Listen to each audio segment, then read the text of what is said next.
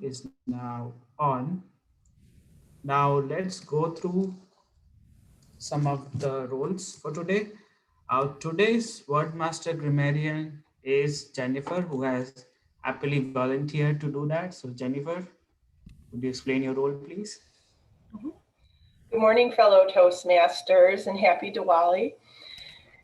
I'm going to present you with the word of the day, and also I will be acting as grammarian today. As grammarian, I'm just going to check for the way that we use the English language throughout our meeting today, and I will report back to you on any discrepancies I might see, or perhaps provide you with some information that can help develop your role as you continue making speeches. And then I also might pull out a few different phrases that I find attractive that we might want to keep in mind, because we do want to always grab our listeners' attentions. For our word of the day, today is illuminate. And illuminate means to make visible or bright. It also means to help clarify something or to explain something. So throughout our meeting, let's find ways that we can illuminate our fellow listeners and fellow Toastmasters. Thank you. Toastmaster? Thank you so much, Jennifer. Jerry, you want to say something? I'll go ahead and keep track of the ahs and ums. Thank you so much. So let's make this meeting an illuminating and inspiring meeting. Thank you so much. Let's go to some of the club business. We are looking for some chartering members. There are a lot of good news coming up from Toastmasters. They have waived off the chartering fees. They have actually removed the new member joining fee. So it's going to be easier for us to charter. We are pretty close to 15 people, 15 members for chartering. And if any of you who are attending or who will be watching this video want to be a charter member, please reach out to globalonlineclub@gmail.com or on our website. So now moving forward with the theme of the meeting, today's theme is celebrating Diwali. Diwali, as you can see from some of our background, is one of the biggest festival in India, and now it's celebrated across the world. It marks the auspicious occasion of when Lord Rama was gone on exile for 14 years. He killed Demon Ravan and then he came back. That was a dark night, and that day the people of the place called Ayodhya actually illuminated something called diyas, which is similar to candles, and the whole Ayodhya or the city got illuminated. From that came the tradition of Diwali, and now you can see there is a lot of fireworks and celebration across the world. We'll talk a little bit more as we proceed in the meeting, but keeping things in time, let's move on to our next role player, who is none other than our general evaluator, Mark Walton. Over to you, Mark, to explain the role. Thank you, Haritosh, fellow Toastmasters. As general evaluator, I will make notes and comment on any part of the meeting which, in my opinion, as general evaluator, should be commented on. That is basically my job and what I hope I'll do. Thank you. Back to you. Thank you so much. And your evaluations are always illuminating, and we learn so much from each other. All right, so moving forward, our next role player is Timer, who is, as you can see with the background theme of Happy Diwali, Dr. Jerry Zimmerman. Well, Over to you. thank you very much, and happy Diwali to everyone. This is going to be an illuminating meeting, I'm sure. I will be timing Sharon for 5 to 7 minutes, and she will see the green light or the green background at, get up here, at 5 minutes, and she will see the yellow at 6 and the red at 7. And I believe, Francine, yours was 18 to 20 minutes. Is that correct? 18 to 22, but I can make it to 20. No, I think we can do 22 today because we have a little extra space. Would you like me to do it at 20, 21, and 22, or would you like me to spread those early ones out a little bit? 21, 21, 22, 21. Okay, 20, 21, and 22. So green at 20, yellow at 21, red at 22. Table topics, of course, as always, green at 1 minute, yellow at 1.5 minutes, red at 2. And if you have a table topic presentation, be sure and watch for the green light. Let's try to everyone speak for at least a minute. All right, back to our Toastmaster. Thank you so much for that illuminating description. All right, I do not know I'm using it rightly, but anyways, let's move forward with our meeting agenda. Our next meeting role is one of our favorite, joke master, who is Mark Walton from the Wood. Thank you, fellow Toastmasters. I hope this illuminates your morning. I want to see how this plays. I've tried it once before and it worked okay. Let's try it with a little bit different audience. Fellow walks into a bar, sits down, orders a drink, eats a couple of peanuts. He's all by himself. He's the only patron in the bar. He hears a voice. The voice says, "I like your shoes." He looks around, doesn't see anybody. Takes another sip of his drink. A few minutes later, here's a voice again. "That's a really nice haircut that you have." There's nobody around him. He doesn't understand. He calls the bartender over. "Bartender, I keep hearing this voice, but told me I had nice shoes and a haircut, but there's nobody here." Bartender says, "Oh yeah, that's the nuts. They're complimentary." Right.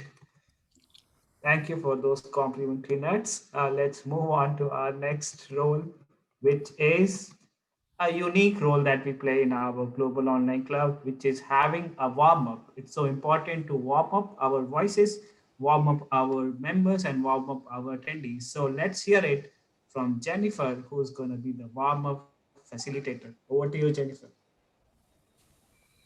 Thank you, Toastmaster. Fellow Toastmasters, there's 7 of us this morning and we have some time. So if you could try to speak for just over a minute in your response and let us know your response to our warm up question this morning.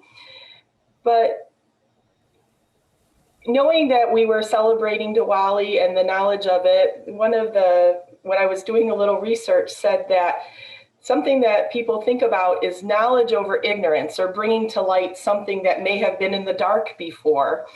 And I know that as we age, we come into new knowledge. Something we may have believed at one time, we may not necessarily believe today, or things that we didn't recognize when we were younger that have opened to our eyes today. So if you could, in our warm-up session, just share something that has enlightened you as you have grown older. And what I would like to share with you this morning is that over the years, I have found as I get older that peace begins in the home. Sometimes we look at bigger projects, or maybe we hope for or pray for peace in the world. But we have to always remember, I've learned that we need to remember that concept, and a lot of the concepts that we wish for, hope for, and work for is something that truly begins with us. And so in order to see those changes happen in the world, we ourselves need to be committed to making those changes and having that within our lives. And I wanted to share a quote with you this morning by Henry Melville. He's an American author. "You cannot live for yourself. 1,000 fibers connect you with your fellow human beings." So my fellow Toastmasters, something that I've learned is that peace begins in the home and with each of us. And I will go ahead and just call across on my screen. Haritosh, can you please share next something that has enlightened you as you've gotten older? Thank you so much, Jennifer. First of all, once again, happy Diwali to everyone. As you rightly pointed out, It is a festival of light, and it could also mean, we say light in terms of the fireworks. It could also means about knowledge. It could also mean that we elevate each other's. What I've learned over the years is it's very important to know your associations. You can get into bad association and that can lead to your downfall, or you can get into good association and that can really elevate you to achieve bigger thing, better things. So always be mindful of the association that you are in, the people you are talking to, the people you are spending most time with. It can actually make or break your life. Over to you. Thank you, Haritosh. Mark, could you share with us something that has illuminated you as you've gotten older? Thank you. Fellow Toastmasters, I must tell you that aging by itself is an illuminating experience. You may have heard the phrase, you're not getting older, you're getting better. I've heard that. Those of us who are a little older know that that is a lie. While it's true, as we get older, we become so much smarter than everybody around us, becoming in that respect much like teenagers. There are so many other things that we once took for granted that they're no longer granted at all. I won't go into them, but when you get to our age, Jerry will know what I'm talking about. Some of the things just sort of fade away. Probably the one I can discuss publicly is memory. For instance, right now, I have no idea what I'm talking about. I'm sure the rest of you are going to be kind and applaud anyway. I hope. Over to you. Thank you, Mark. And Sharon, can you share something with us that has enlightened you as you aged? Thank you. I'd like to say that my world has gotten smaller. And what I mean by that is I care about a lot less things than I cared about before. The things I care about deeply, but not as much. I still have my family, my friends. I make new families, new associates, but there are some opinions of people that don't matter to me at all. And that's okay. I don't try to please everybody. And I've gotten to that point, and I'm old enough that I can use my age as an excuse to say whatever I want. And that works too. I don't, no longer, my world is a lot brighter now because I don't have to make everybody happy person. The people that concern me, my friends and associates, they understand me. They know I'm a little bit off, so they're okay with that too. But if you don't like me, I'm not mad at you. I probably don't like you either. Thank you. Thank you. Jan, could you share with us an enlightenment? What came to my mind about aging is just like Mark said, it doesn't always get better as you get older.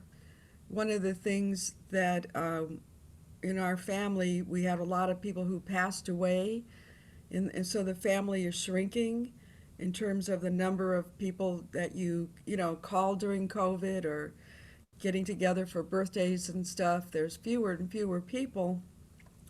And a lot of my family members had health issues, cancer, and things like that. And you learn that you have less control over things in your life when you have health issues. And you can't buy your way out of a health issue. You can't bribe somebody to make you better, or if you have cancer, you're limited to what's available for you in terms of health. And with COVID, you're limited now maybe in terms of traveling for people who have cancer. Before, somebody might go to the Mayo Clinic or the Cleveland Clinic, but because of COVID, you're more restricted to your area doctors, things in your area. So I would say that you have limited options now with COVID, and you can't really control health issues at all. Money doesn't help. Money can't buy you good health. I think the woman on one of the other women was talking about. Can't think of her name, but she's on TV. She was very sick this year too, and she said she was a millionaire and she had a lot of health issues, and she was stuck the same way, in terms of coming solutions to help her get better. So anyway, that's what I've learned, that you have less control over health things as you get older, and COVID makes things even harder for you and people and family who need to resolve different health issues. Thank you, Jan. And Jerry, is that red is just for the speakers? We can continue with warm up. A quick comment. I've completely spaced timing the first ones. You all spoke for at least a minute, and I just suddenly realized, so Jan was the first one I actually timed. Thank you for clarifying. Good morning, Francine. Would you be able to share with us something that has enlightened you as you've aged? As I'm aging, one of the things that illuminates my day is knowing that I'm healthy. I've come to realize the importance of being healthy. When I had the occasion, when I need to see my doctor, to see how people are in hospitals, how they are struggling, how they are in therapy, how they are just suffering. So I've come to realize that we are actually blessed just because of health. We sometimes take it for granted, but really being healthy is a luxury. And we need to remind that, to keep it in mind more often. And that's one of the reasons that every day when I wake up and I feel good, I feel well, my day is just illuminated. Thank you. Thank you, Francine. And Anna, are you able to share with us during this gathering of something that's enlightened you as you've gotten older? Yeah, of course. Good morning, everyone. I'm so happy to see all of you. I'm sorry I cannot open my camera today because I'm just get up and sorry. So for something enlightened me, thank you very much for everybody for sharing. The first thing I think about is something happened recently. I have talked with a mentor I met this year. I said, hey, I feel like I'm lost of energy for a lot of things like work, life, friends, anything. I just want to stay in my small cave, don't want to go out. Then he talked with me for something really interesting to me. Is he asked me a question: what makes you feel most eligible and best status of yourself in your whole life? Then I tell him, okay, feels like it's like 5 years ago. Then he helped me to do some analysis. What is the power source and the lighting for you at that point in time? Then we analysis about the family, friendship, and close relationship and work and your dream. So all these 5 things, I have a clear goal at that point in time and have a very good supporting system of family, friends, and everybody.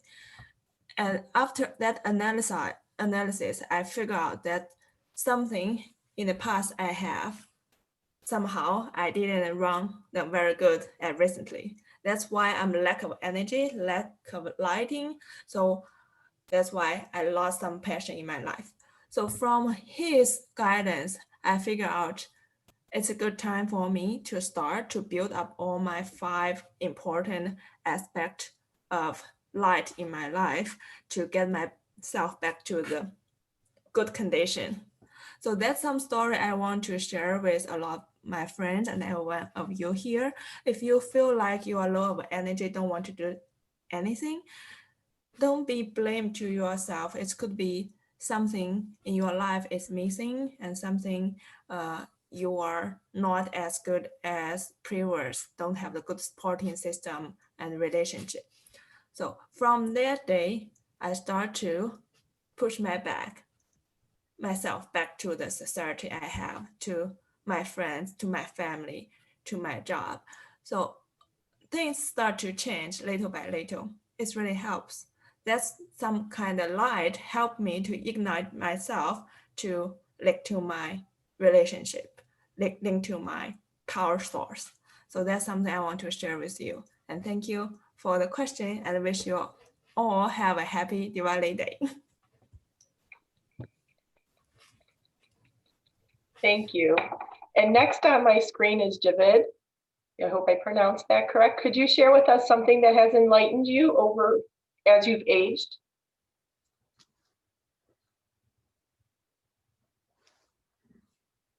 And you might have to unmute yourself.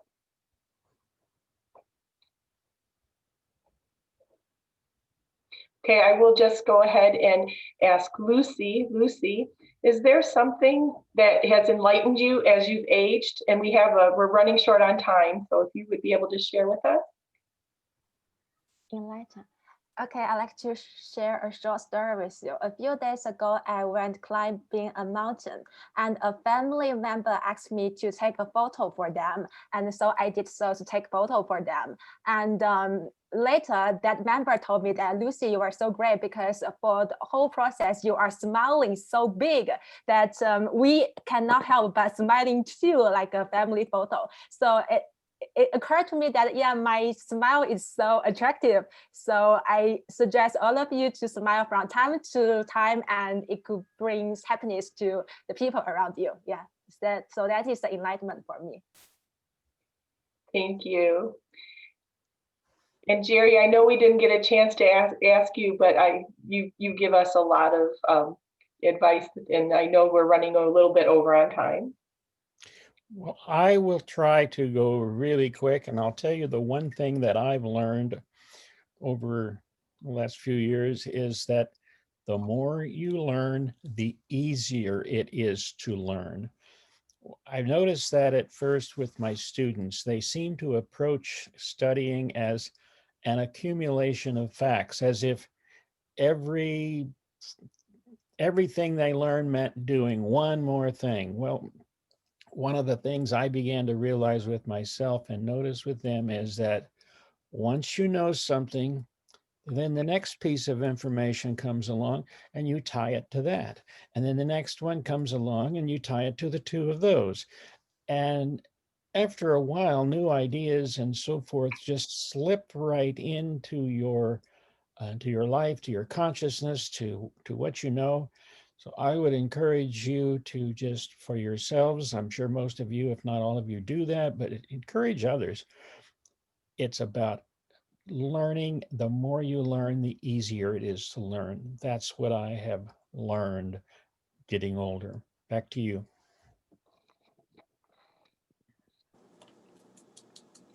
And now back to our Toastmaster. Thank you so much, Jennifer. That was an illuminating section with lots of knowledge and wisdom from all of us. Now, before we proceed, our general evaluator want to sort out the evaluators. So, Mark, over to you. Thank you. Fellow Toastmasters, I apologize for intruding, which is exactly what I'm doing, but we have some personnel questions today. I'm going to ask Lucy if you would be willing to evaluate Sharon's speech. Lucy, nod if that's okay with you. Okay, it's okay with me. I'm gonna evaluate Sharon's speech. Thank you. And if it's all right with everybody, I will, Francine, do you wish an evaluator? Yours is a Pathways speech. If it's all right, I will evaluate your speech. When it comes to table topics, I believe Jerry has has volunteered to do the evens and I would do the odds. Thank you. Thanks, Haritosh. Thanks, everybody. I'm done. Thank you so much. Now that we are sorted, I wanted to take a minute because we have only one speaker to share one of the Diwali celebration video. Might be 30 seconds, but it will give you some idea. Let's see.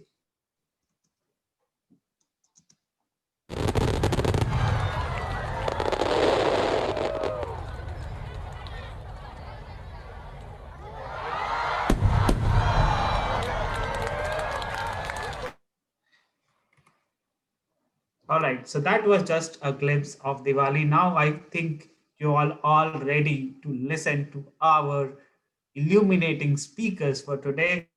Our first speaker for tonight is Francine, and Francine is talking about leadership. She's giving her level 5 project, Prepare to Speak Professionally.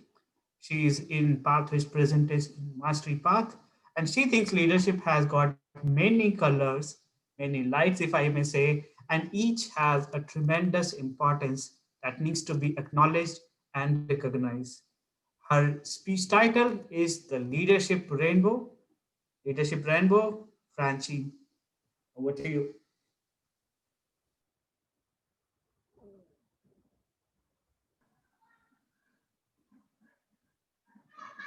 Can you all see my screen? Yes. Okay, okay. Thank you. Today we'll be talking about a rainbow of leadership. Leadership, again, that was also the theme of our last meeting. We all hear about leadership. There are a lot of definition and understanding of what leadership is or what it should be. I found this interesting definition in the US academic environment, which says, leadership is a process of social influence in which a person can enlist the aid and support of others in the accomplishment of a common task or goal. Thus, we can define a leadership role as a role or position whereby you are entitled to lead in a specific field or area. This seems to mean or imply that in an organization, at least a structured one, you need to have a defined set of responsibilities where you will have the lead on. But at some point, you need to have a leadership role. Don't get me wrong, I'm not saying you necessarily need to have a title to lead. I'm just saying you need to have a leadership role in order for your energy, your ideas to not be dispersed all over the place. And as I'm saying this, it reminds me of the first time I joined the Toastmaster Club as a secretary. I was very enthusiastic about the role. And as I was getting to know more about Toastmasters, about the club, I decided, oh, I need to submit this idea to the president. I need to talk to the VPE, making a lot of suggestions, putting ideas here and there. Until one day, I was brutally and rudely reminded that, Francine, you are just a secretary, you are not the president. Whoosh, what a cold shower. I said thank you. And after that, for a long time, I decided I will stick to the secretary role. Now I'm realizing that I've put the cart before the horses a little bit. What does Toastmasters call leadership roles at clubs level? At clubs level, a Toastmasters can be president. This is the first ranked role. Vice president, the second rank role. Vice president membership, the third rank. Public relations, the fourth rank. Secretary, the fifth. Then you have treasurer and sergeant at arms. As you can see, Sergeant at Arms is the last. This role is not even ranked. You heard that President is the first, VPE is the second, and so forth and so on. But Sergeant at Arms, it's not even ranked. So how would you lead? How would you lead if you were given the smallest role? I repeat, you don't need a title to lead. But how would you do if you got the smallest one? These little leadership roles. You said Sergeant at Arms. What does Sergeant at Arms do? What is the essence of the role? The Sergeant at Arms is there to manage the club property, make sure everything is ready for a successful meeting. What are the SAA responsibilities? The SAA tends the club property and coordinate clubs meetings.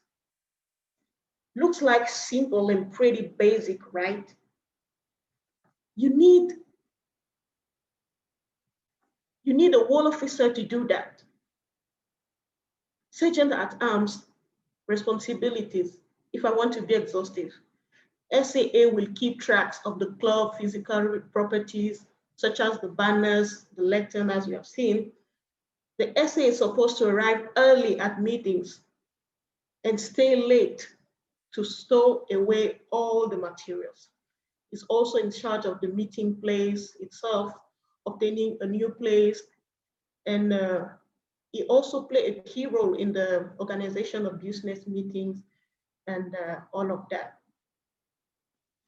So I was wondering the question, so do you need a wall officer just to make sure that the meeting are well organized? Those are just meetings. What color does SAA bring to the rainbow, to the leadership rainbow of Toastmasters? The 7 leadership roles are Toastmasters. The key word here is meeting. The SA is supposed to coordinate the organization of good meeting.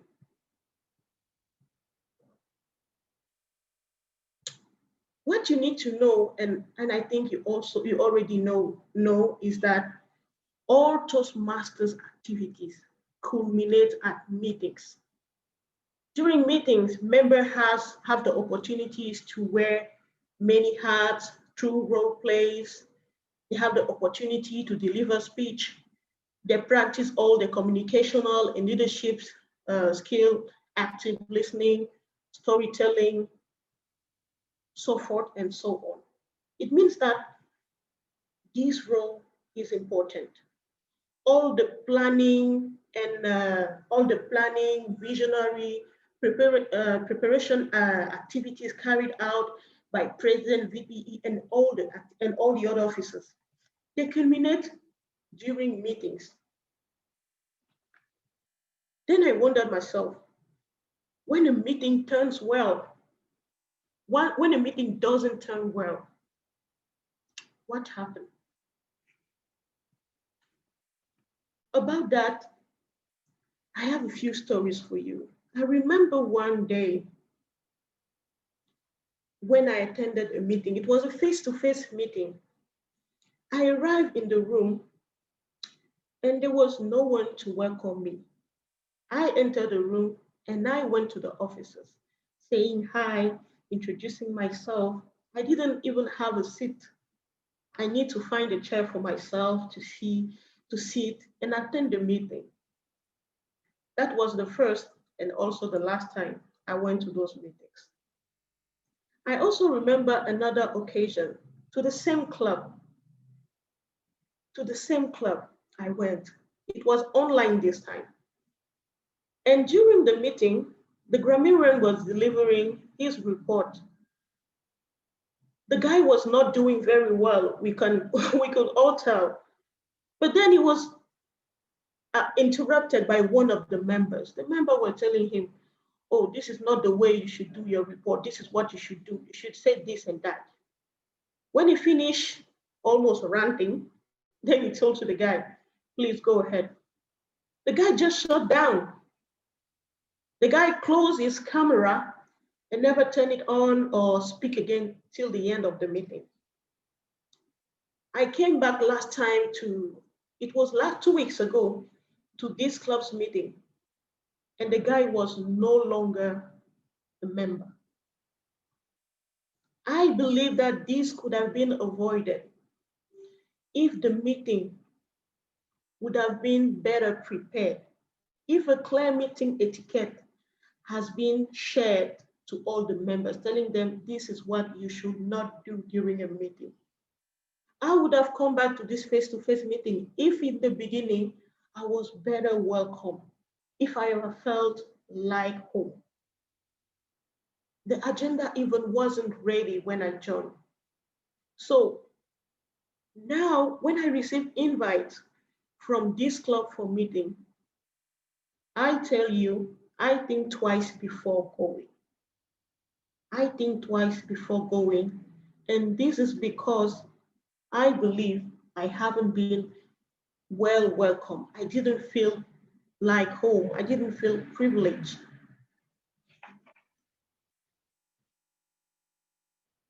And as I was saying, when the meeting doesn't turn well, you don't want to come back. You get disengaged. And ultimately, you can even leave the club if you are part of that club. Oh la la. I have missed, there's a slide missing. Then now what happens when a meeting turns well? I will always remember this experience. That was the first time I attended a Toastmasters meeting. I came into the room, and before I even step in, I was welcomed by the lady. Welcome, madam. What's your name? Who invited you? Why are you here? Do you want to be a Toastmasters? At the first occasion, I was called to the lectern. I was warmly welcomed.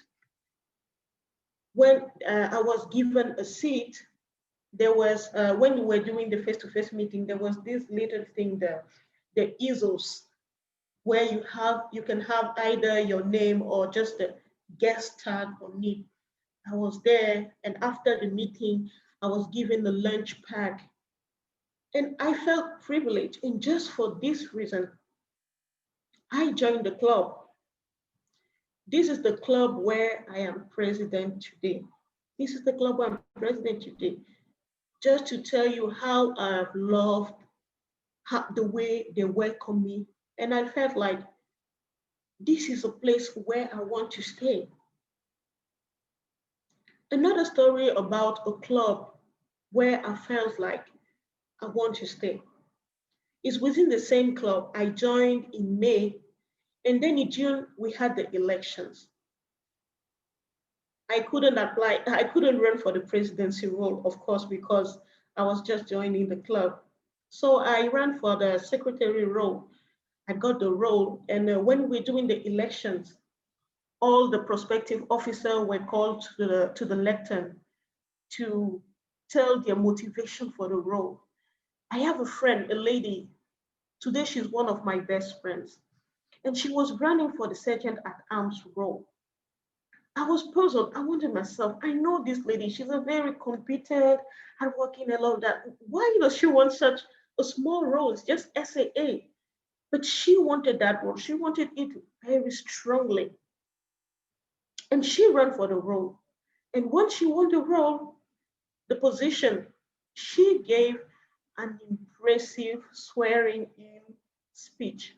I was dazzled. I didn't know, why does she want this role?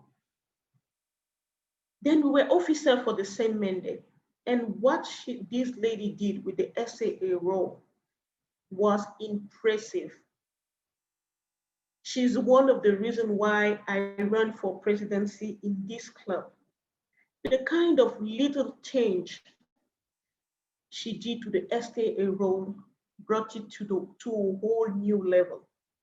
First of all, what she did, she made sure that the roles are well delineated. What is the VBE supposed to do for the preparation of the meeting? What the secretary is supposed to do, what she is supposed to do. She always made sure that the agenda was well prepared, all the role players were informed, they were engaged, they were on board, and they were appropriately prepared.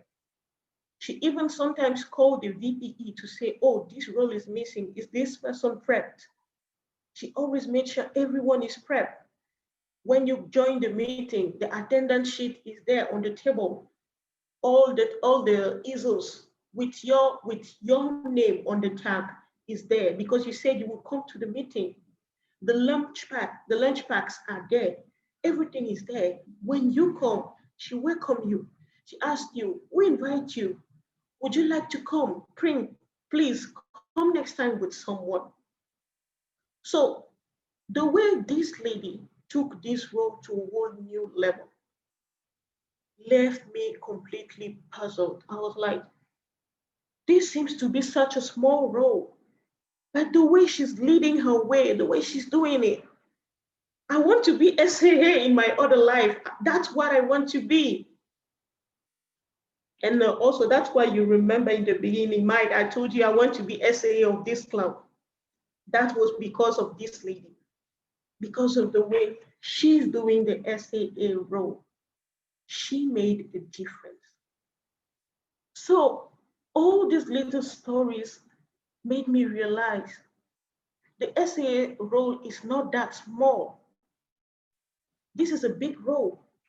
Members come to the clubs to have quality meeting.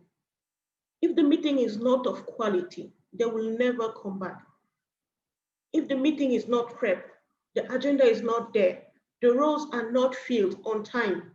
When they come to the room, they are not welcome. You never ask them who invite them. You never ask them to come back. They won't be engaged. They don't want to come back. And this is a role the SAA is filling. And in this online setting, where we have less human interaction, this role is even more critical. In the beginning, the SAA not only welcomed the members, but he reminds the very important online etiquette settings. He tells you, you will be recorded. Do you mind being recorded? Please, when you're on the screen, do not have distractive behaviors as it can disrupt the course of the meeting. At the end of the meeting, he can even reach out to you to thank you for coming and for asking you to come back. I have many other stories like this in my mind where I've seen an SAA making the difference. How an SAA have made the difference and have managed, with this small slot, I've managed to keep the members engaged and committed. How the membership bases have grown just because of the SAA. So I believe SAA shouldn't be listed as off-ranked in the Toastmaster hierarchy of club leadership, or it can be put at the bottom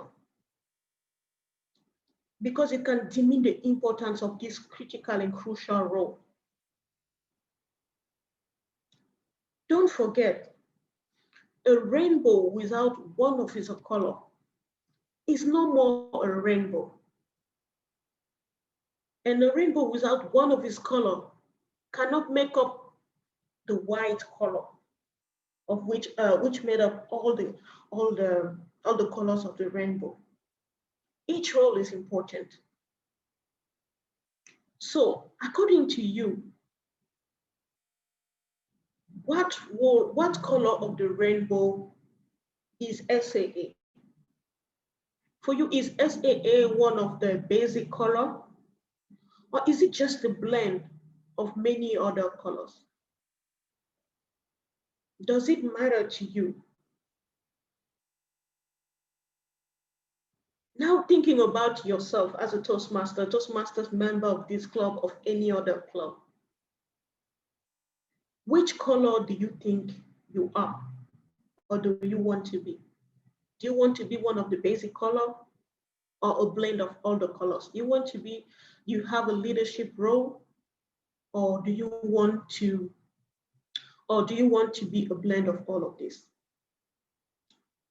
No matter your answer, know that you are part of the rainbow, and we need to see your color. Thank you, Mr. Toastmaster of the Day. Thank you so much, Francine. That was an absolute honor to listen. You really pointed out what exactly is SAA role and how it is part of the rainbow.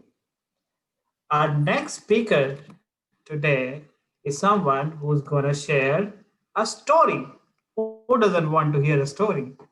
Our next speaker is Sharon, and she is going to tell us a story from the project Connecting with Storytelling. This will be an established story, a story about her life, or maybe a fictional tale. You might want to guess. The title of the story or speech is Are You Faster Than a Bear?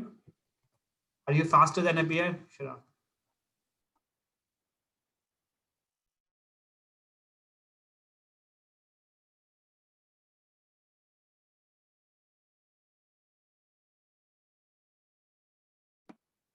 Had to unmute there. That's a good question that you hope you never have to answer. Are you faster than a bear? It could be a very illuminating question. I'll start with the fact that I travel cross country with my 2 dogs.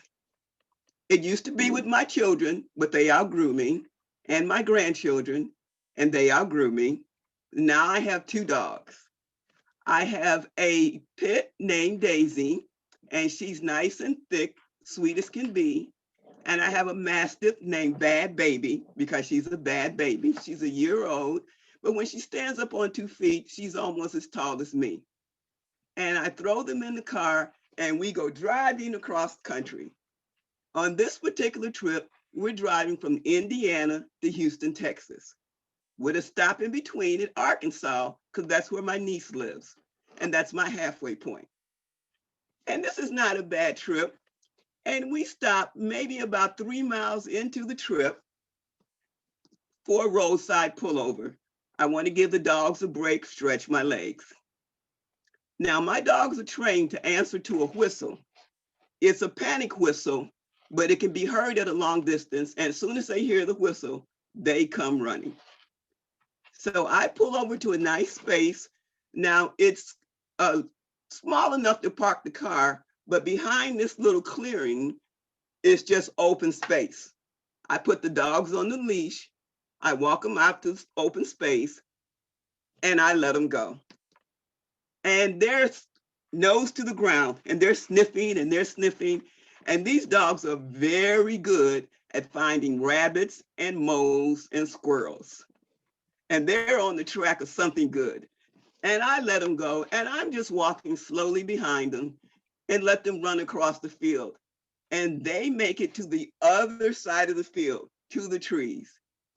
And what are they doing in the trees? They're just barking, barking, barking. And I know they treat a squirrel. And every time they treat a squirrel, the squirrel goes up to the top of the tree, looks down at them and calls them names in squirrel talk. Just chatter, chatter, chatter, chatter, making them angry, calling them names because you can't climb trees. You are dogs. And the dogs are barking and barking. And I let them do that for a while. But now it's time to go back to the car. So I blow the whistle and they do what they're trained to do. They come running and they're running at top speed. And I say, okay. And I turn around because I'm only a quarter way across the field. And I start walking back to the car. And I look at them and I say, whoa, there's something coming out of the trees. And I look and it's a bear. Yes, it's a bear. Now for a second, just this 1 second, I think, am I faster than a bear? And obviously I am not. but I'm closer to the car. I have arthritis in one of my knees, and running is not an option, but I'm going as fast as I can on a trot. And the dogs are running anyway. And I notice that the dogs are also not faster than the bear because the bear is closing the gap. I make it to the car and I don't press the button because I don't want the sliding door to slowly open. I rip the door open. I start to get in. I drop the keys. I think for a second, I have another set of keys in the car. But I look down, they're by the tire. I pick them up. I look back. They're already halfway across the field. I'm in the car. I push the seats back, give the dog a quick run to the car. And I see the dogs are doing good time, but the bear is gaining. And I'm thinking about this. I said, okay, how much do I love my dogs? Because if they don't make it, I might have to close this door. And they made it. And I slammed the door. And then the bear, I'm thinking is going to run into the car. But the bear doesn't. The bear gets to the car and tells me it's a bear. And it stands up taller than the car. I grab my dogs and we move all the way back to the third seat because the van is tinted and you can't see in the second and the third seat windows. So we're in the back. I'm hugging the dogs, just hugging them, and the bear starts to go away. I crawl into the driver's seat. I put the key in the ignition, and Daisy rolls down the window because she's learned a long time ago putting both paws on there will make the window roll down. And she puts half her body out and starts calling the bear's name in dog talk. She's just going and she's calling the dog's name and she's yelling at the bear, yelling at the bear. And then baby goes into the front seat. She can't roll the window down, but she's yelling at the bear. She's yelling at the bear. And I'm thinking, this is not good. And I jump out of my seat, grab the dog. I'm having a hard time pulling Daisy out because half her body's out the car. The bear started to turn around. I grab him, roll the window back up, hide back in the third row seat again. The bear comes over. I'm thinking it's going to break the window or push the car. It sniffs, it walks around. I reach in and get my dogs 2 treats to shut up. Let the bear walk away. Just shut up. And the bear thinks about it, and the bear ambles away. And I'm thinking, though I'd never had to contemplate this in my life, how fast is a bear? Bears can run 30 to 35 miles an hour. Dogs run 15 to 20. I run 1. And I never, ever want to find out again or have to worry if I'm faster than a bear. Toastmaster. Thank you so much, Sharon. I do hope nobody has to have a race competition with bear. There is little chance for them to lose. All right, it's now time for us to move to one of the most interesting section of a Toastmaster meeting, where you are asked to answer question at the moment's notice. So let's move on to table topics, and our today's table topic facilitator is Jan. Over to you, Jan. Thank you, everyone. Thank you, Haritosh. Today we're celebrating Diwali, and so I'm going to have some questions about different types of celebrations to go along with that theme. And I would like to start with the question about Diwali. As we heard from Haritosh, it's the Festival of Lights. There's a lot of fireworks, there's celebrations, and also it's a religious holiday. And I was wondering if there's associated with that religious holiday foods, special foods that go along with it that are traditional to that holiday. Haritosh, can you share with us some of your memories of some special Indian foods that you delight in every year when it comes time to that holiday? Thank you so much, Jan. When we talk about Indian festival, one thing we really have to talk about is the food. The food are the main ingredient of any Indian festival, and we do have different food for different festival. Even for Diwali, or as we are also called as Deepavali, which means a row of diyas or the illuminating light candles. The Diwali festival actually starts at the it's a 5 day long festival if we really have to go through the traditional way. One day is for cleaning, and the other day is called Choti Diwali or small Diwali to say, where you light only one lamp. The next day is the major Diwali, which is today, the main Diwali, and then you have 2 more days. One for just resting and taking rest and not doing anything, literally anything. And the next day is another tradition where it's between brothers and sister and some other thing. So all these 5 days are filled with different Indian traditional foods. For Diwali, we have an evening a celebration, or we say prayers to Lourdes Lakshmi. Lourdes Lakshmi is is the god for prosperity, for money. So we do offer our prayers to her, and along with sweets. I mean, if you have an Indian festival and if you don't have sweets, you might doubt they are Indians.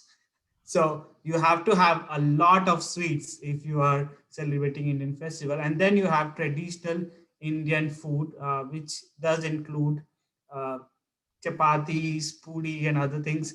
I'm not going to go into details because some of the people who are on diet, if I start speaking and detailing the ingredients, they might get fat. So let's not talk about all the fatty food, but just say that it is the time to relax. Over to you. Thank you, Haritosh. I know I didn't have breakfast yet, so it's a good thing you didn't share all those details. I went for when I got married for my honeymoon. My husband and I, we went to Paris, and we were on a subway, and and we came out. And when we came out, there were fireworks in the sky because we were there for Bastille Day, and it was special because it was we didn't know when the fireworks were going to be, and it was a very big celebration. Have you ever traveled somewhere in the world, or maybe you came from another country and you came to America, and you got to celebrate a national holiday or a holiday in a foreign country, and it was exciting and new to you? Francine, I see you smiling. Do you have an idea about celebrating a holiday in another country, another country when you were visiting? I'm trying to to remember. I remember once I've been to. Okay, sorry. I remember one day I've been to Algeria, and one of the very weird thing I found is that the week start on Sunday. So it means because it's a Muslim country, the week starts on Sunday. On Sunday, so it means Friday is almost holiday for them. So spending Friday there was very strange for me because I was used to work on this day to do my things. But on that day, the day was very calm. Everything stopped at noon. Then you have to go to the mosque, and after the prayers, people go back home. They eat special food, they pray together, and they do all of that stuff. So for me, it was an enriching experience because I wasn't used to start the week on Sunday. And from this experience, I also learned the hospitalities and spending a holiday on Friday. That was the experience spending a holiday in a foreign country. Thank you. Thank you. Thank you very much. Last September 2019 was my daughter's wedding in California, and we live in Indiana, so we had to travel there. This year, 3 of my nieces were supposed to get married in 2020, but their 3 weddings have been canceled or delayed, rather, due to COVID. How has COVID affected any of the celebrations your family was supposed to have this year? Can you share that with me, Anna? Yes, thank you for the question. So how festival or how the COVID have influenced our celebration of festival? Actually, to me, COVID have doing me a great favor. The reason is we celebrate the festival or celebrate any events or have Toastmaster meetings. We're always face to face. But I am far away from my families and local friends in China. And this year, because of COVID, everybody a lot of events are pushed to happen online. Then I'm so happy that I can enjoy all celebrations, the meetings, the friends communications, all these classes and all these events online. So COVID did me a good job. I like COVID in that portion. Don't blame me on that, please. So that's my story. Thank you. Thank you, Anna. Coming up in a few weeks is the American traditional holiday Thanksgiving. And as Anna said, a lot of people may be celebrating that on Zoom, online, because families aren't going to be able to get together. What kind of plans are you planning for your family celebration for Thanksgiving? Mark? Fellow Toastmasters, thank you, Jan, for the question. Thanksgiving is coming up, and this will be a challenging Thanksgiving for all of us, I suppose. Maybe a little less for us. See, my wife and I are empty nesters. Our kids are long since grown up, and very selfishly, they are having their own holidays with their own families and their own spouses, which actually is probably what I would want them to be able to do. But hey, what about your grandparents? So you may understand that when the families become mature, they become families in their own right. Actually, this year we have been invited to a big family Thanksgiving meal with my son's parents-in-law. And I'm really looking forward to it. These people put on a really nice party with lots and lots of relatives. My son's wife has an extended family, and it's great fun. They have a wonderful place for it. And this year, I'm not sure I'm going to go. I'm going to tell you very frankly that Thursday, I found out that 2 Toastmaster friends of mine have tested positive for COVID. At my age, although I think I'm healthy as a horse, there is some question about whether this particular horse should be exposing himself.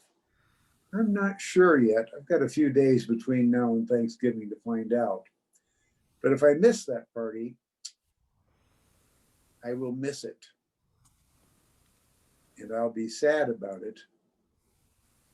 But I hope I'll live through it. Thank you. Thank you, Mark. We all hope you live through it too. We need you here. What would we do without you? So you have to stay healthy. And I hope that your friends who have COVID get resolved, recover quickly, and are healthy soon again. Birthdays are celebrated usually by everyone, except when you get older, you might not want to, except you can say, oh, thank God I lived another year. But birthdays are celebrated, and probably around the world. In some countries, names days are more important than birthdays, you know, if you're named after somebody.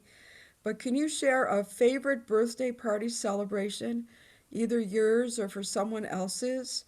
And maybe it was a surprise party, or maybe it was your 30th birthday, your 21st birthday, your 60th birthday, 50th, I don't know. I know you're not that old. Lucy, but can you share with us a favorite birthday celebration? Are you still there? We want to see you if we could. Okay, Lucy. Lucy, are you there? Yes. Sorry, my network tonight is not stable. Could you please repeat your question? Okay, can you share a favorite birthday memory you have, either your birthday or someone else's?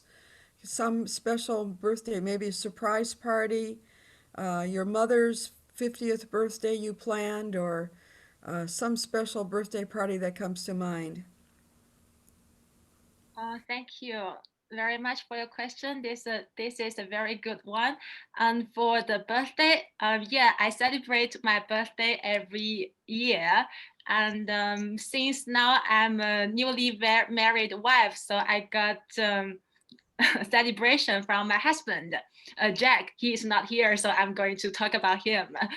And actually, I think the happiest thing about the birthday is that you got a chance to get connected with all the friends. It is a perfect chance for you. Maybe in the usual time, you don't have time, you don't have the chance to chat, you don't have the perfect occasion to talk with them. But it is my birthday, so right at the 11:50 p.m. So all the friends would say, Lucy, it is your birthday, happy birthday. And I would like to thank you very much. You still remembers me. So I think it is a perfect time to socialize with all your friends. And for Jack, yeah, he prepares a lot. And for my birthday, I always tell him that what I want. Yeah, because it is an easier way for him instead of looking all the things on the internet and finally bought something that I doesn't like. I'm just gonna tell him. And for my parents, yes, I think it is a perfect time to say thank you for my parents, because the day when I was born, my mom suffered a lot, and my dad also, very anxious at the room when I was born. So it is a perfect time to say thank you to them. So yeah, every birthday is a memorable event because I got the best wishes from my friends, from my husband, and from my husband. So I think we need to find a day, maybe it is a birthday, to commemorate something. We need some ceremonies. Yeah, that's all. Thank you. Thank you, Lucy. And I have a quick question here. Music is often with birthday parties, everybody's singing. At Christmas, maybe there's Christmas carols. Some families, when they get together for holidays, they just sing around the piano. Or, there's all those great songs, celebrate, celebrate good times, all the dance music and stuff. When you think of a party and celebrating, what kind of music do you associate with it if you were going to have a party? Sharon, would you like to share that? Or do you have special music for celebrating when you come to parties at your house or other places? Thank you for asking that question. I don't have any special music. I just dance to whatever embarrasses my kids and grandkids. And I do that because it embarrasses them. If I really want to embarrass them, I'll just say a couple of lines. I'll say, my neck, my back. And they'll say, Grandma, stop. Grandma, don't finish that. And I just sang any little song that's totally inappropriate that they would sing that's appropriate for me. And I sang it. And then I do my bad dances because I don't have rhythm. I don't care. So I dance for them. Or Grandma tries to pop it and shake it, which makes them really upset. They're like, Grandma, please stop doing that, which only makes me do it more. So I live for those moments when, now that they're all, and my grandchildren are college age and everything, but all the things that they're dancing to, that they think is fun, when Grandma sings it, it's totally inappropriate for me. And I sing it. And when I say the words and I do the dances that they do, it's totally inappropriate. Grandma, stop doing that. And Grandma does it. Grandma pops it. Grandma shakes it. And Grandma just loves embarrassing my grandchildren. It's my favorite thing to do. I don't care how many times they tell me to stop. Yes, I'm going to shake my thing. Thank you. Thank you for sharing that. And that sounds like it'd be a lot of fun being at your family parties. And they'll have to videotape that and put it online someday and surprise you on YouTube. Jerry, is there any more time left? I don't know whether. We are close, however, we need to call on people that have not had an opportunity to speak, and Javed is one of those. And Javed, I have a question for Javed. Javed, people celebrate birthdays, holidays, all these special events, but they also celebrate personal achievements like graduations or buying a house or having a new baby or achieving a goal. Maybe there's some big goal in your life that you achieve. Can you share with us some personal achievement that you recently had or had in the last few years that you want to share with us? What personal achievement have you celebrated in your life? Yeah, thank you so much, Jen, for that interesting and wonderful question for me. It's very important for me because recently, 5 or 6 months back, I became a father, and this is my first kid. And the moment, the time when I became the father, it was very much critical for me because the COVID was peak at that time in India, and everywhere lockdown was imposed in the region where I was living. So that time, I came to know that I'm going to be a father in coming weeks. So I was really worried how we will manage that, and how we will hospitalize my wife and all that. So there were many tragedies in that time, but around 4 a.m. early in the morning, doctor came to me and told me that you became a father. You had a girl. Whatever difficulties, whatever tragedies had in my mind, everything was vanished when I heard this word from doctor that you had a girl, because I was praying for a girl. Instead of, if doctor would have told me that you had a boy, I would not have been that much happy when I heard it's a girl. So it's a lifetime achievement for me, which God recently has blessed me with that pretty girl that been gifted in my life, in my family. So it's a biggest achievement for me. However, COVID has destroyed many things in the world, but for me, that time was auspicious for me. Over to you, Jan. Thank you so much, and congratulations on the baby. I hope your daughter brings you much joy and happiness, and I hope the teenage years are without any problems. But I'm going to turn the meeting back over to Jerry, not to Jerry, but to Haritosh, our Toastmasters, to continue. Thank you for all your great answers. Thank you so much, Jan. That was a fabulous, illuminating table topic session. I hope we all had a lot of fun. Now let's move on with the agenda of the meeting. Our next item in the agenda is the evaluation. I believe the first evaluator is Mark, who's going to evaluate Francine's educational speech. Over to you, Mark. Thank you, Haritosh. Francine, thank you for that speech. The content had a lot that I really appreciated. And I want to talk about the speech in two regards. The first was your very fine grasp of what I call speech mechanics. Your gestures, pauses, clear, expressive voice, careful pacing, and superb phraseology I thought were excellent. Superb phraseology, it was like going home. I knew right away what the feeling was when you said that. I really liked that. One thing on speech mechanics I do want to mention, your screen is beside your camera. I'm sure of it because you were looking at the screen, not the camera. That's a small thing, and a lot of us are guilty of it, but it's a thing to consider. We're Toastmasters, and our job as speakers is to engage the audience, not the can of pineapple, which I was looking at just a moment ago, or my screen. It's the audience.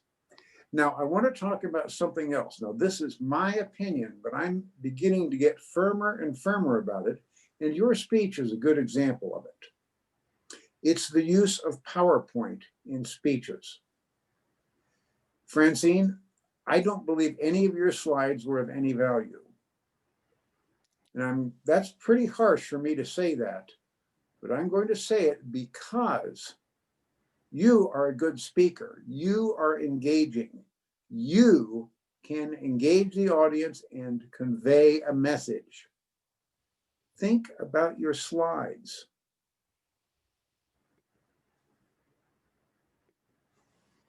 They do not. They're just pictures. When we use PowerPoint to convey ideas, I have not seen it work successfully. PowerPoint may be a good way to convey numeric data, pie charts, and things like that. But when you're talking about ideas and messages, consider very carefully whether you're going to use a PowerPoint slide or not. And if you can do it well, more power to you. I personally have not been pleased with any of the PowerPoint slides, presentations that I have seen conveying anything except raw numeric data. There may be exceptions. In my mind, and I'm talking about my mind, this was not one of them. Francine, you're too good a speaker to hide behind a PowerPoint slide. That is my impression, and that's my grow on, I think, not just for you, but for all of us. If you're going to use this PowerPoint thing, think what you're using it for. Over to you. Thank you so much, Mark, for an illuminating evaluation. Let's move on to next evaluator, who is Lucy. Lucy is going to evaluate Sharon's speech. Over to you, Lucy. Thank you, Haritosh. And Sharon, I have to say that I really enjoy your speech. My heart is going up and down with the flow of your story. And I would like to give you some feedback. First of all, in your speech, I see so many shining points. First of all, your opening and your topic. Your title is Are You Faster Than a Bear? As we know that one thing that we can never do is about never imagine an elephant in the room. So when you talk about this topic, I immediately imagine a bear running up to me. So it is so descriptive.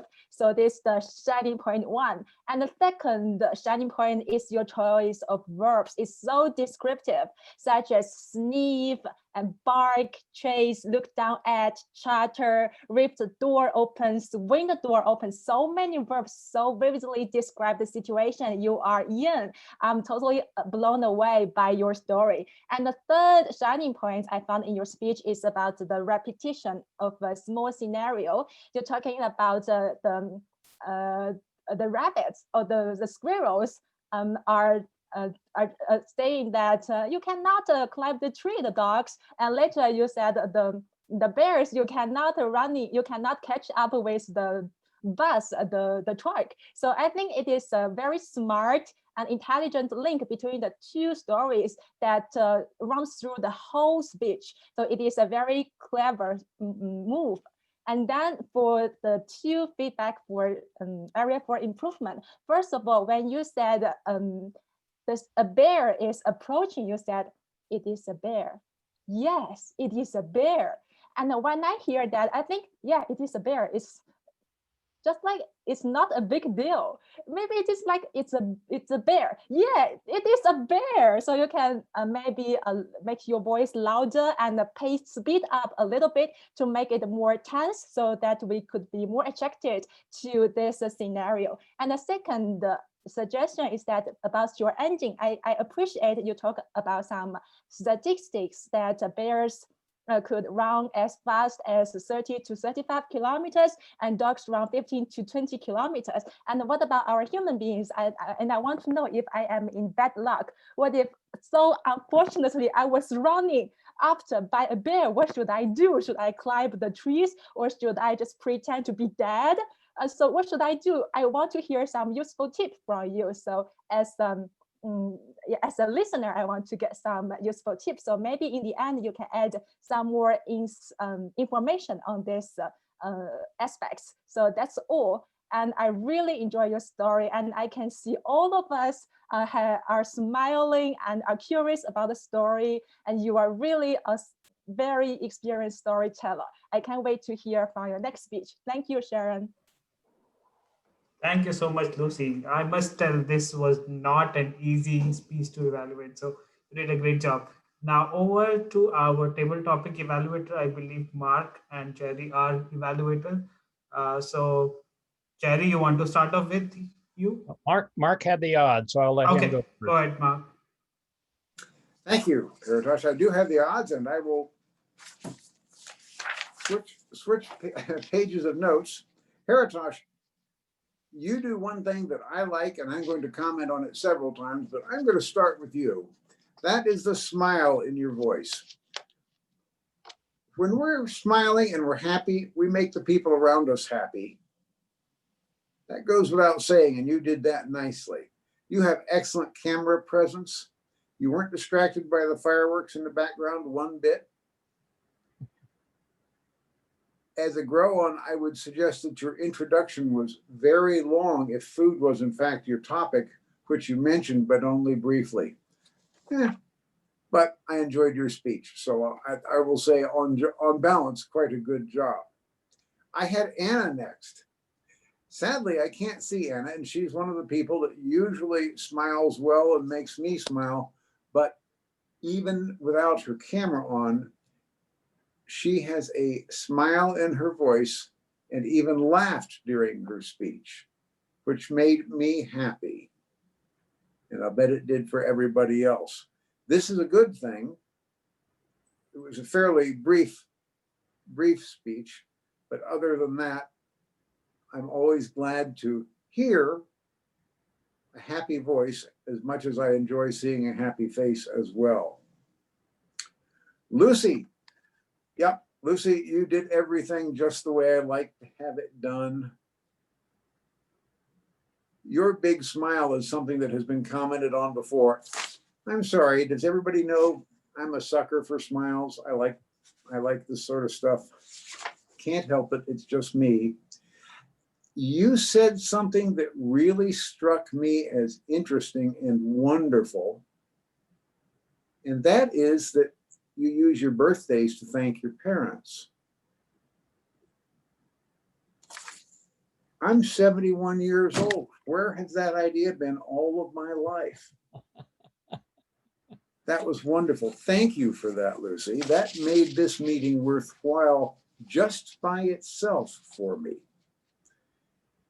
By the way, you had very fine structure for most of your speech. Sometimes you rambled a little bit off point, but I liked very much the gratitude to your parents for the birthday.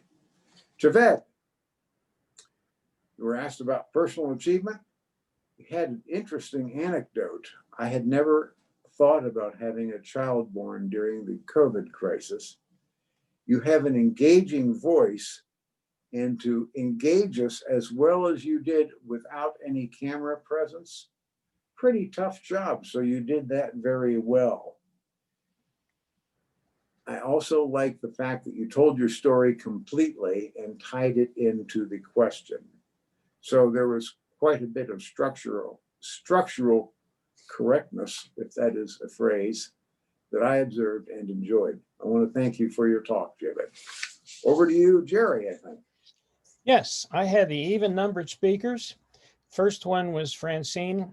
I won't say a great deal because she had an excellent evaluation for her speech. Again, very thoughtful content. I appreciated that.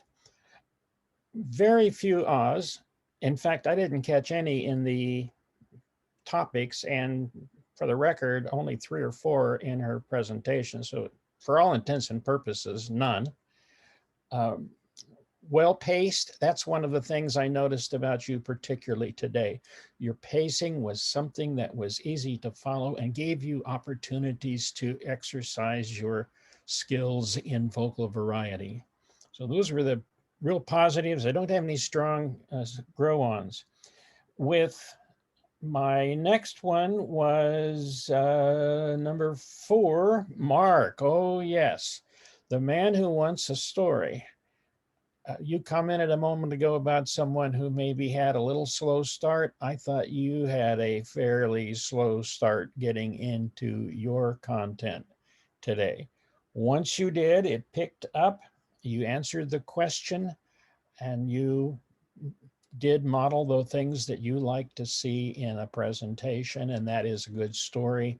And you too have good use of vocal variety. I particularly like today too, like looking at the pineapple and so forth. You use your facial presence a lot, and that's something we can all do.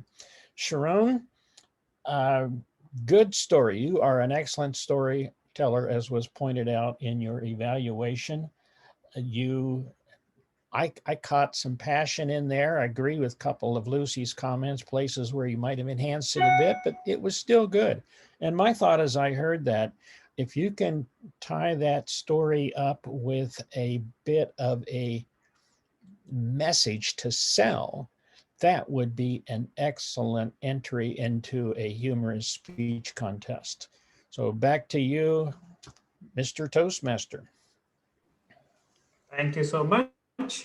Please fill in your votes. I have posted the link in the chat window, so please cast your votes.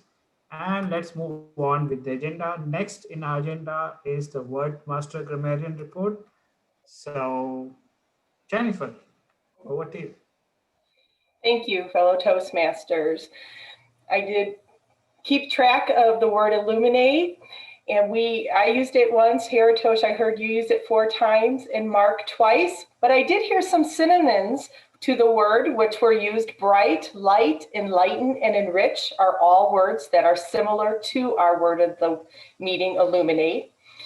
Some chances for improvement or to keep in mind as you go ahead forward is I did hear a phrase that's basically what I'll be doing.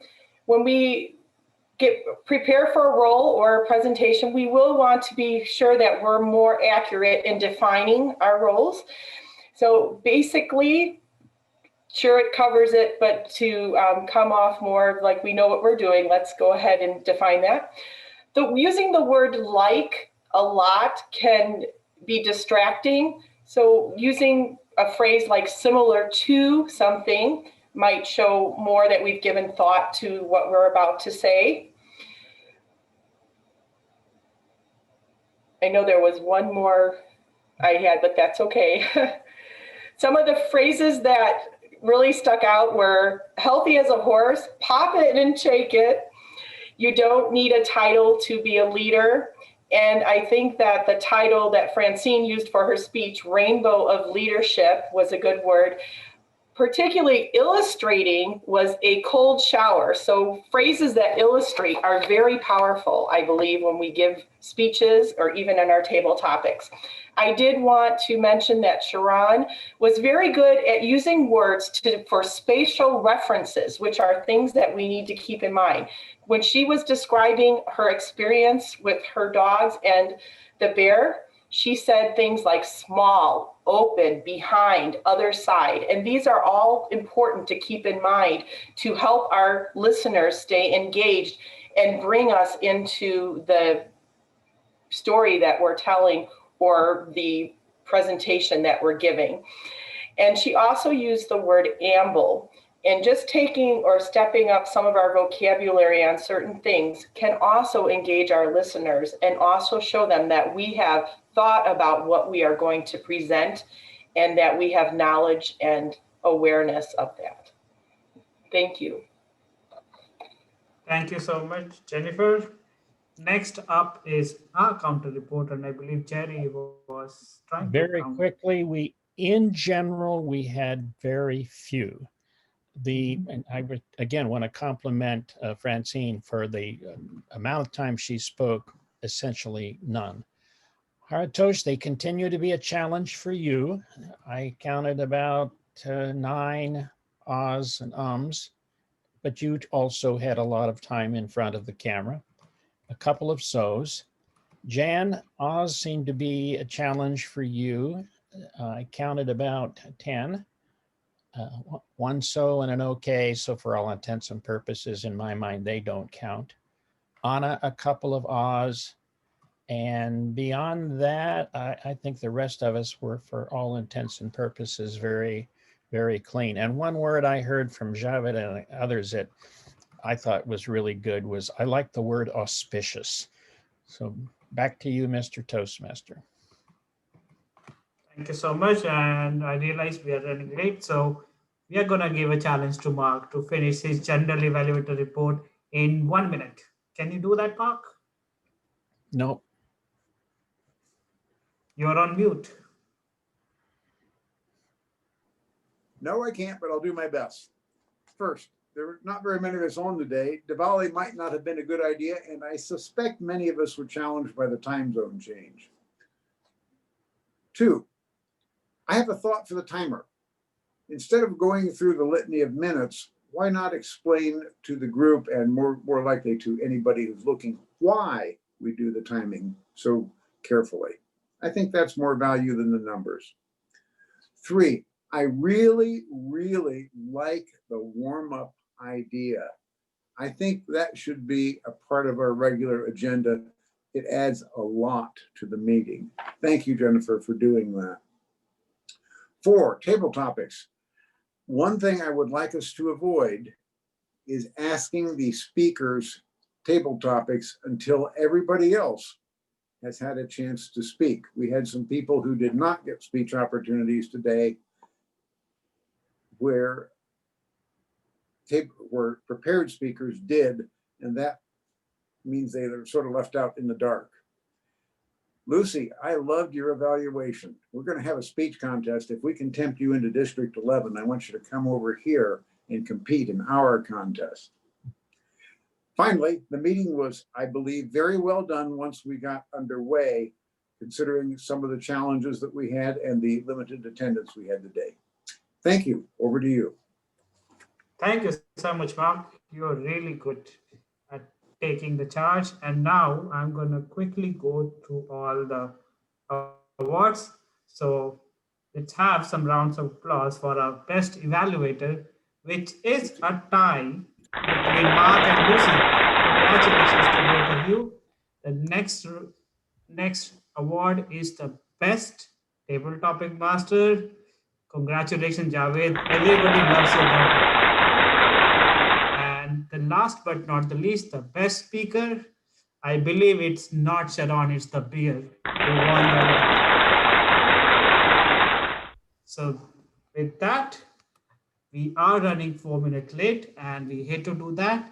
So unless anybody has really important thing to say, I pronounce this meeting as officially closed.